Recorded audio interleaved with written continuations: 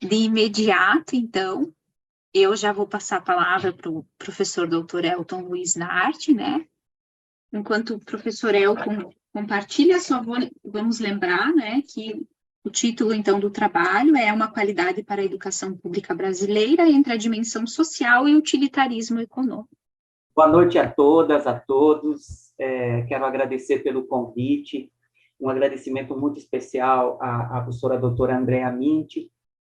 Tive o prazer imenso de conhecê-la no Chile, no seminário do GEPAIA passado. Agradeço muito pelo convite. Um cumprimento também especial ao doutor Francisco, não é? Diretor acadêmico do IESED, e um agradecimento, por óbvio, ao IESED pela organização desse evento e a oportunidade de diálogo que nos oferece em torno de um tema que nos é comum, embora se apresente de forma multifacetada nos diversos países latino-americanos, é muito provável que encontremos algumas dificuldades, alguns gargalos, enfim, em torno desse tema, que são problemas comuns que atravessam, portanto, a realidade dos nossos países. Tá? Bom, o tema que eu optei por apresentar a vocês, ele é um tema que está muito ligado com os estudos que eu venho desenvolvendo ao longo do tempo, especialmente a partir de 2011, 2012, quando iniciamos no programa de pós-graduação, no Núcleo de Estudos e Pesquisas em Políticas Educacionais, os nossos estudos sobre a questão da qualidade educacional, né? Justamente um tempo em que, no Brasil, ocorria uma grande institucionalização, não é? De um modelo de qualidade vincado em resultados, como pretendo mostrar para vocês. Agora, nesse mesmo contexto, historicamente, no Brasil, vem se debatendo uma outra perspectiva de qualidade, e que, portanto, vai criando um quadro de tensões, não é? Seja no debate brasileiro sobre qualidade, mas, sobretudo, na disputa por uma agenda pública, uma agenda de políticas públicas que tenha por referência, né, um conceito de qualidade que seja de interesse maior e não de interesses imediatos, como, infelizmente, é o que vem ocorrendo. Né? Então, é um pouco nessa direção que eu pretendo fazer o meu debate. É claro que eu falarei muito considerando a realidade brasileira, né? Mas eu tenho certeza de que esses aspectos também tensionam outras realidades, como eu dizia há pouco. Eu vou partir de um referencial nacional, que é a Constituição Federal do Brasil, de 1988, que estabelece, no que diz respeito à educação pública, dois referenciais importantes para a nossa discussão, né? A partir do tema que estou me propondo a debater. O primeiro deles é que a educação no Brasil é um direito de todos e é um dever do Estado.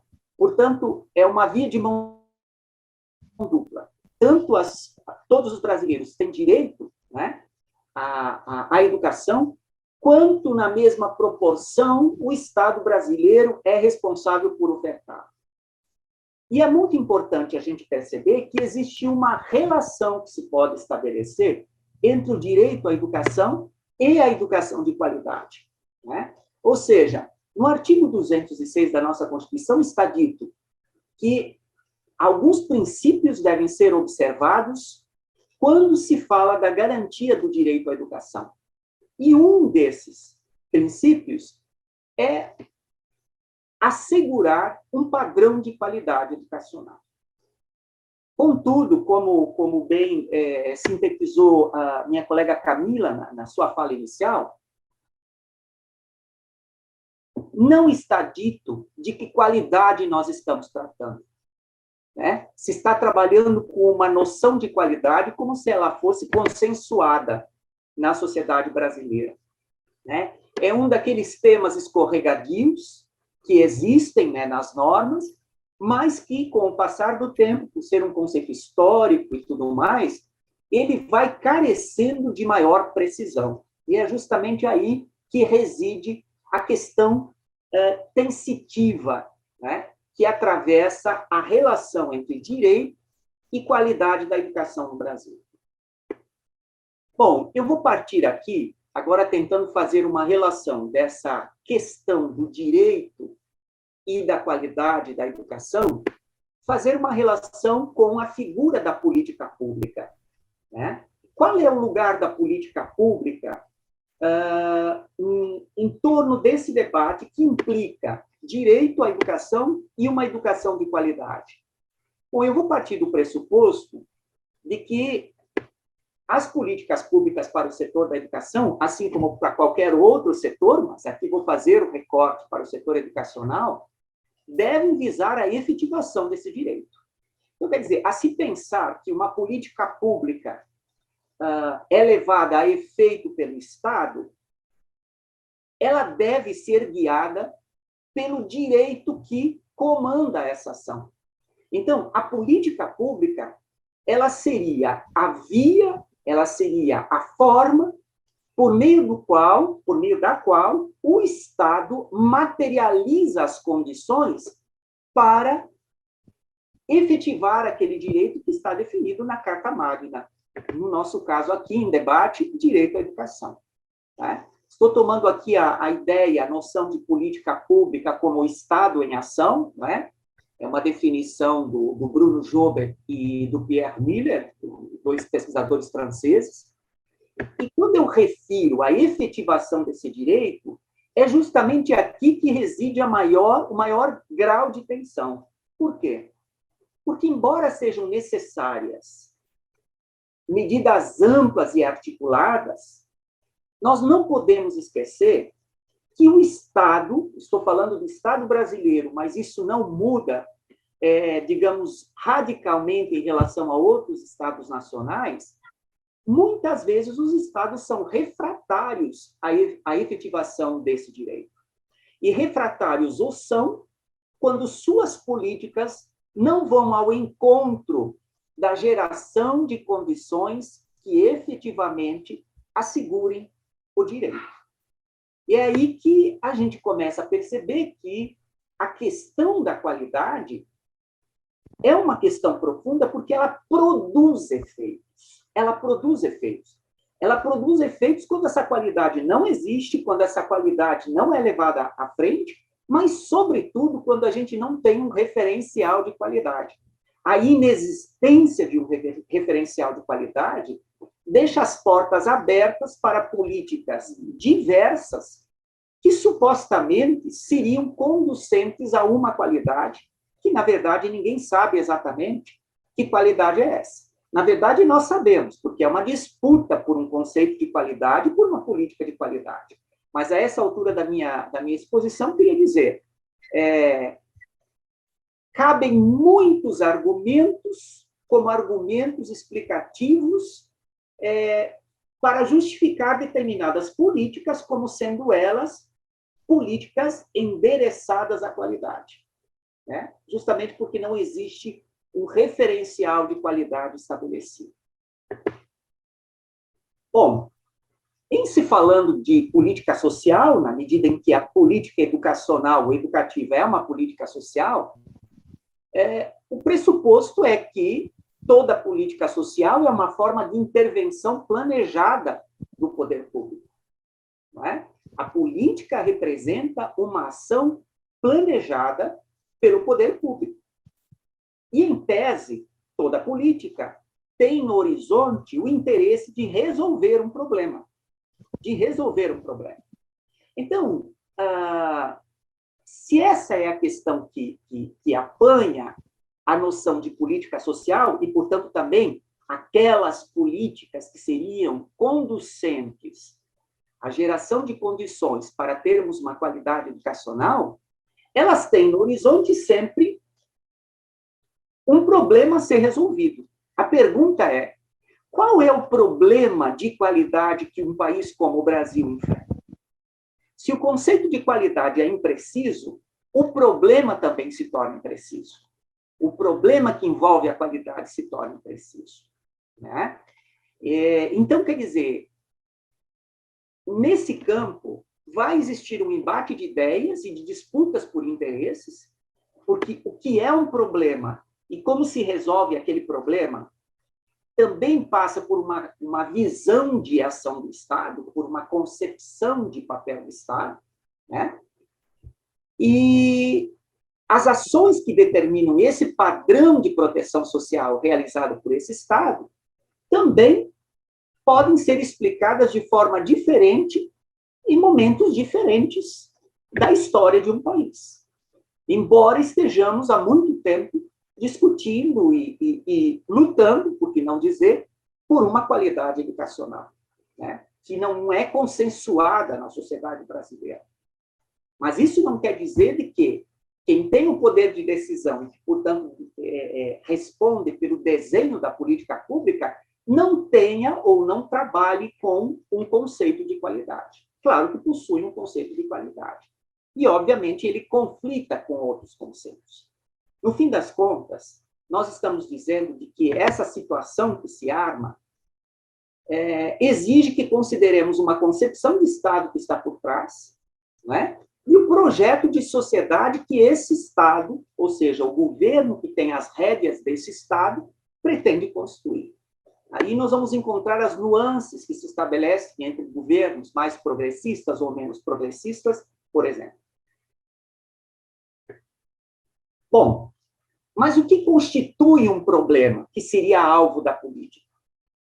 Porque eu dizia que a política, ela se justifica quando há o interesse de resolver um problema, mas é preciso que haja um problema, é preciso que se tenha noção de que esse problema existe, e é preciso que quem detém o poder de decisão reconheça a existência desse problema. Isso nem sempre ocorre. Mas vamos explorar um pouquinho essa noção de como se constitui um problema, olhando um pouco a experiência nacional brasileira, né? Primeiro, considerar que isso não é um processo linear. Um problema, como, por exemplo, o problema da qualidade da educação, enquanto parte do direito à educação, não é um processo linear, porque não existe consenso em torno de um conceito de qualidade que orientasse esse tipo de leitura.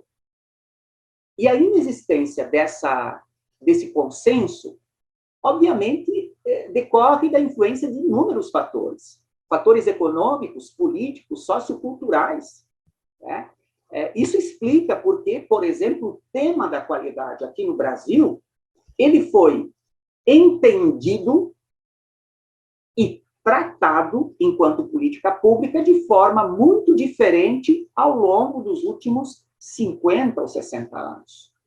Né? Muito embora agora, no período mais recente, nos últimos 20 ou 30 anos, existe um modelo de qualidade que vem se afirmando justamente por conta da sua conexão com o modelo de desenvolvimento e pelo imperativo econômico de escala mundial, como eu pretendo falar um pouco mais adiante. Mas quero retomar aqui essa ideia do Brasil e dizendo o seguinte, que como tem influência de fatores econômicos, políticos e socioculturais e não é um processo linear, é importante para nós, brasileiros, e creio ser importante partilhar com os nossos colegas latino-americanos, de que a segunda metade do século XX no Brasil foi um período bastante importante para ampliação da capacidade coletiva da sociedade brasileira em problematizar e requerer espaço na arena de formulação das agendas públicas. Ou seja, se não há um conceito, vou retomar aqui a questão do direito à educação e da qualidade da educação. Esse tema, assim como tantos outros, começa, na segunda metade do século XX, ser tensionado também pelo fato de que o país começa, a sociedade brasileira começa a problematizar de forma diferente, se comparada com outras épocas, e também a requerer de forma mais incisiva providências do Estado em relação a determinados temas. Né? Isso tem a ver com o processo de abertura política no Brasil, o processo de redemocratização ocorrido no final dos anos 80. Então, isso coloca um tempero diferente na lida com o tema da qualidade. Uma qualidade que passa a não ser mais uma qualidade só dita pelo próprio Estado, mas ela é uma qualidade também apontada pela própria sociedade brasileira, que começa a levantar noções, ou principalmente, eu diria, de forma mais, uma perspectiva de unidade, uma visão de qualidade que é um tanto oposta à visão que hoje preside a política pública de educação no Brasil no tocante às questões de qualidade. Bom, esse momento da segunda metade do século XX, ele permitiu o surgimento de novos problemas, né? Quando eu digo permitiu, é porque é um tempo complexo de grandes transformações, e nós passamos a presenciar problemas que não eram conhecidos ou que não eram tão incisivos quanto se comparado com outros tempos, né?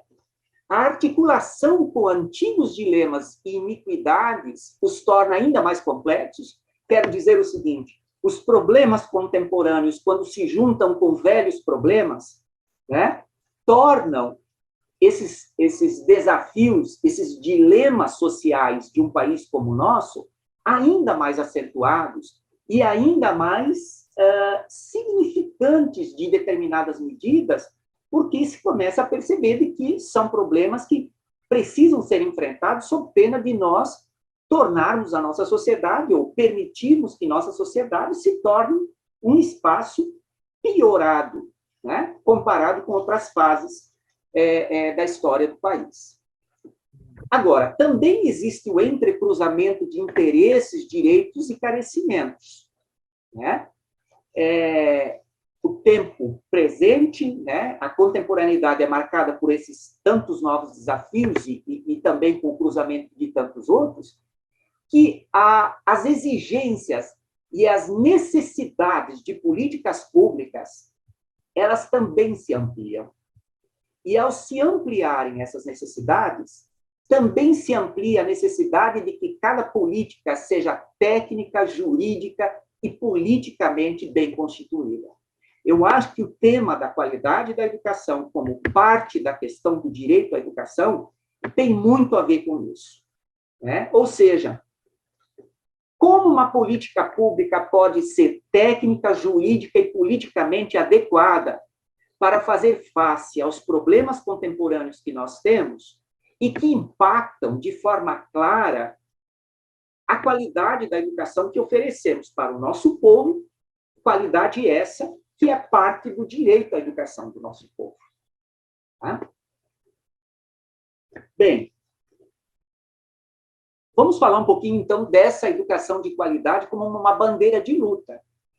Como eu disse, se pegarmos essa fração, né, a segunda metade do século XX, quando temas começaram a ser debatidos pela sociedade civil organizada, justamente por quê? Porque, em um processo de transição democrática, o movimento pela redemocratização e as bandeiras que foram empunhadas para a mudança, o fim da ditadura, né, a democracia para o país, o fortalecimento das instituições democráticas, por trás disso estava o clamor por um outro país, portanto, por uma outra forma de organizar e de cuidar dos problemas brasileiros. E a qualidade passa a ser uma questão presente na agenda dos movimentos ocorridos no Brasil, especialmente nos movimentos dos educadores, que, de modo geral, defendiam, né, a educação pública, gratuita, laica, como um direito de todos. E, obviamente, uma educação de qualidade. Então, vamos pensar que a qualidade da educação ela é parte da luta pela escola pública brasileira. Não é? Nós não podemos colocar isso no patamar de uma discussão que ocorre somente pela provocação que tem recaído sobre nós de questionarmos o modelo economicista de qualidade. Não, existe uma luta, um debate, um projeto de educação de qualidade que vem sendo construído no Brasil, né? E, ao longo do tempo, as razões, os fundamentos que orientam esse processo de luta em defesa da educação como direito e uma educação de qualidade, obviamente vão assumindo contornos diferenciados, porque existem fatores econômicos, políticos, socioculturais que vão se atravessando na história do país, né? A luta, como eu dizia, é também expressão de disputa por um projeto de qualidade. Porque quando esses movimentos começam a defender um projeto de qualidade, um projeto de educação de qualidade, né, especialmente no final dos anos 80 e início dos anos 90, estava claro que esse projeto iria disputar com outro projeto ou com outros projetos de qualidade pouco sintonizados com o interesse das massas, ou da grande massa da população brasileira. Então, essa luta é a expressão pela disputa de um projeto de qualidade. Não é só uma bandeira, mas é uma luta e é uma disputa por um projeto de qualidade. E quando nós olhamos o que vem ocorrendo na política educacional e comparamos com esse projeto de qualidade construído pela sociedade civil organizada no Brasil, a partir do final da segunda metade do século XX, especialmente os anos 80 em diante, nós começamos a perceber que esse projeto contrasta com a política educacional vigente.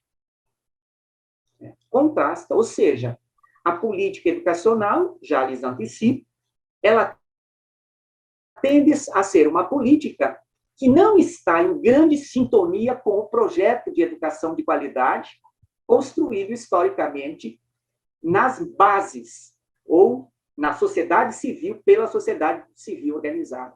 Razão pela qual essa é uma luta constante no Brasil. É uma luta que nós sabemos que hoje assume alguns contornos novos, né, novos contornos, em razão do espectro político que nós temos, ou seja, dos governos que foram se instalando no Brasil. São governos que vão, se nós pegarmos dos anos 80 para cá, nós vamos dizer que são governos que transitam entre os espectros político mais à esquerda e mais à direita. Obviamente, então, nós vamos ter maiores e menores tensionamentos em alguns momentos específicos.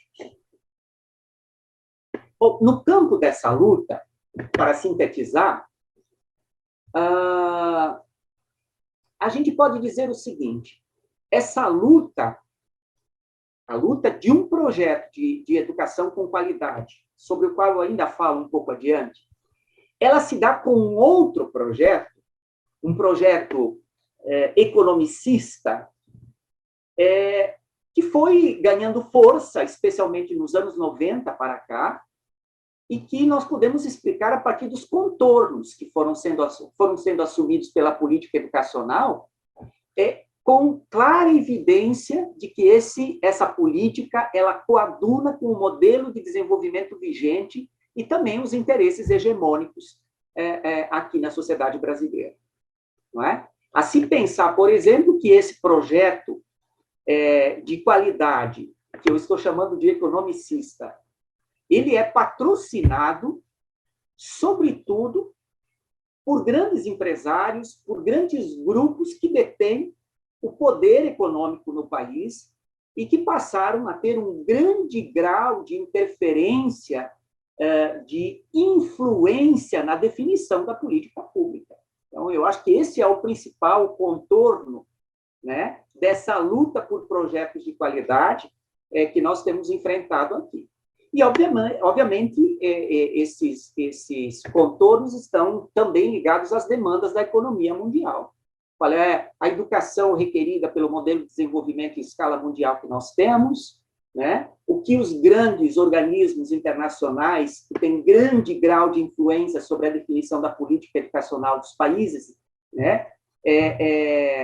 Pensam, que educação eles defendem e que tipo de orientação e condicionamentos estabelece para que os países criem adequações a fim de que a educação assuma esse perfil. Ou seja, o momento que nós vivemos hoje e quando eu digo hoje, estou tomando as últimas 3 décadas,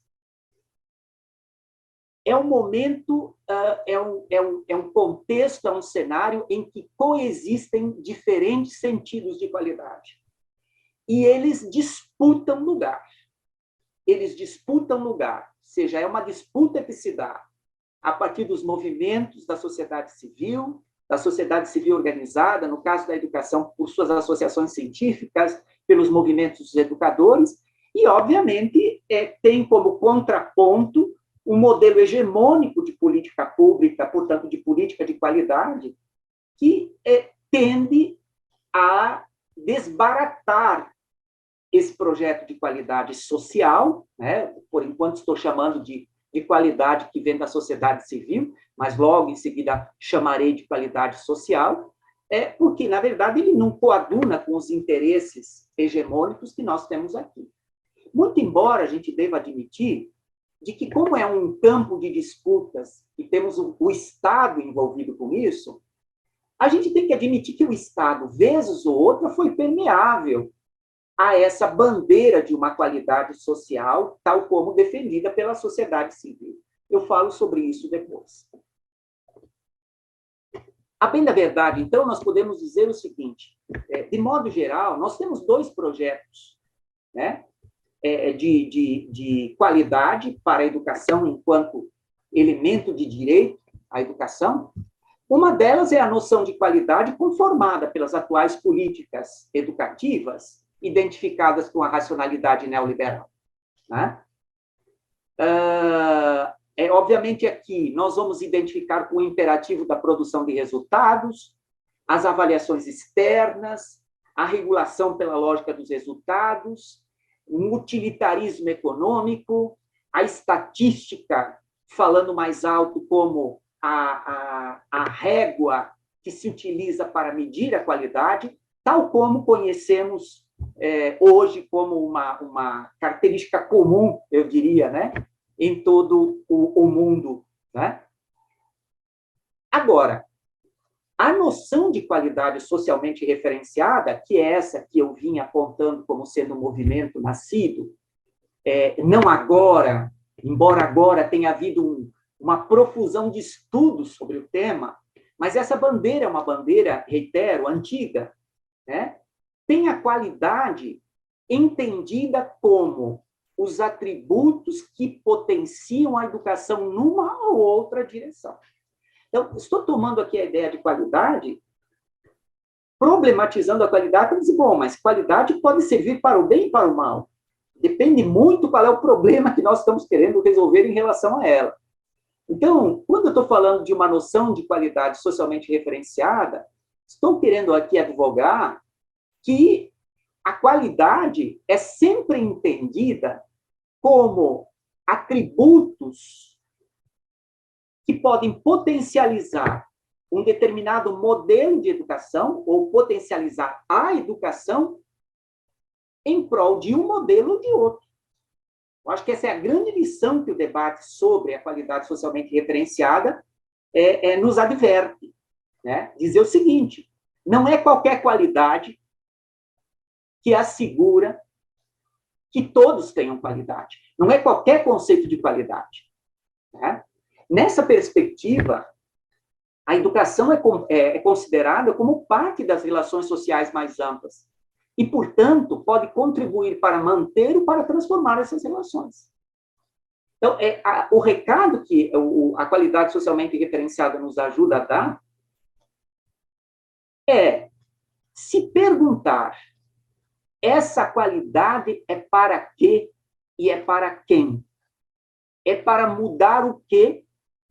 É para enfrentar o quê? Essa é a grande questão. Elton, desculpa te interromper, mas estamos nos aproximando aí, faltando uns 5 minutinhos. 5 minutos, eu vou acelerar. Portanto, o debate da qualidade... Eu me perco no tempo toda a vida.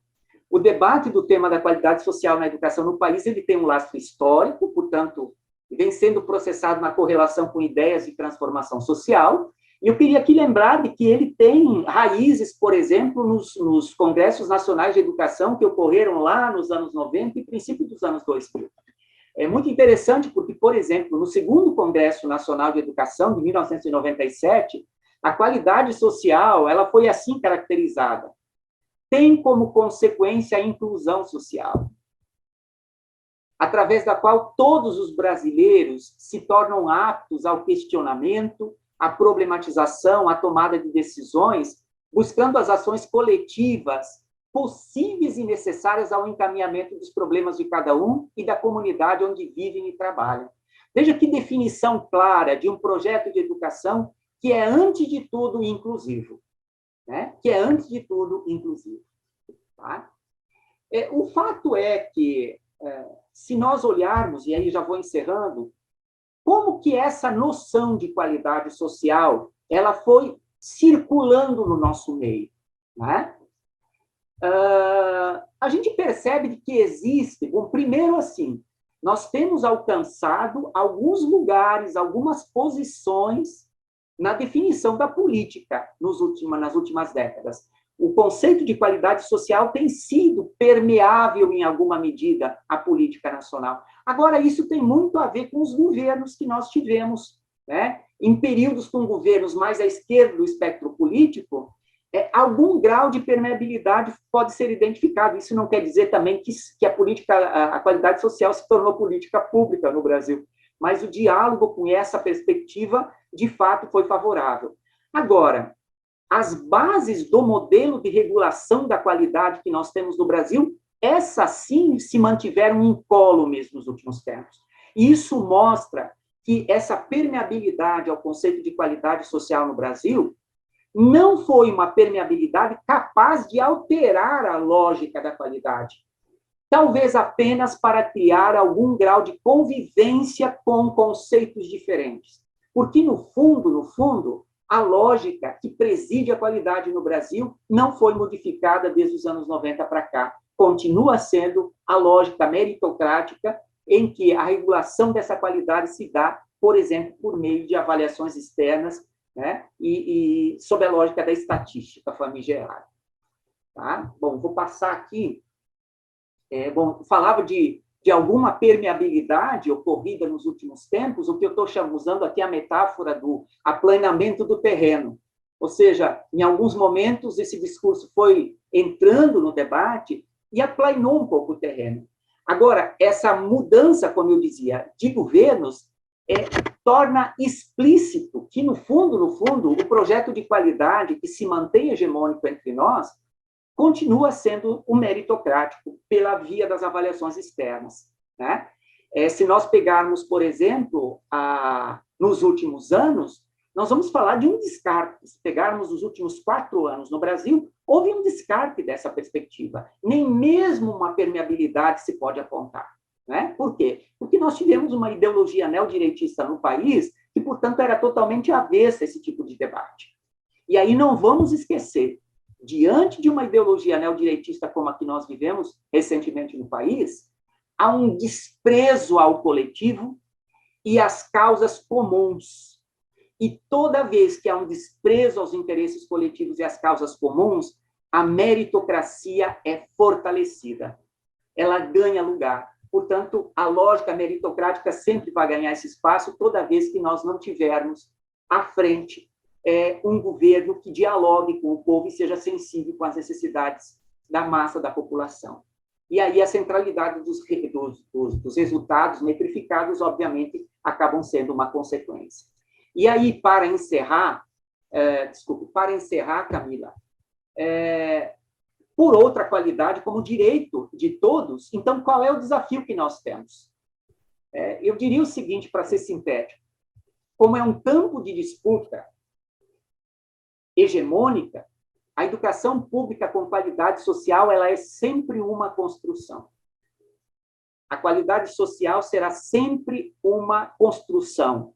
E, como tal, é uma tarefa inconclusa, que diz respeito à construção de uma outra hegemonia, um outro tipo de humanidade, no qual a qualidade social se torna uma condição, uma necessidade.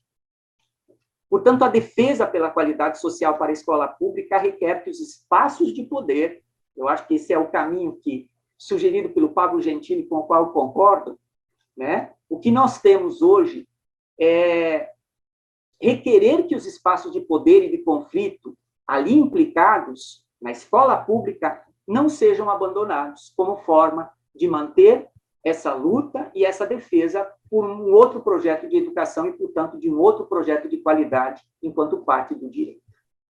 Muito obrigado e perdão por ter ultrapassado alguns minutos, Camila.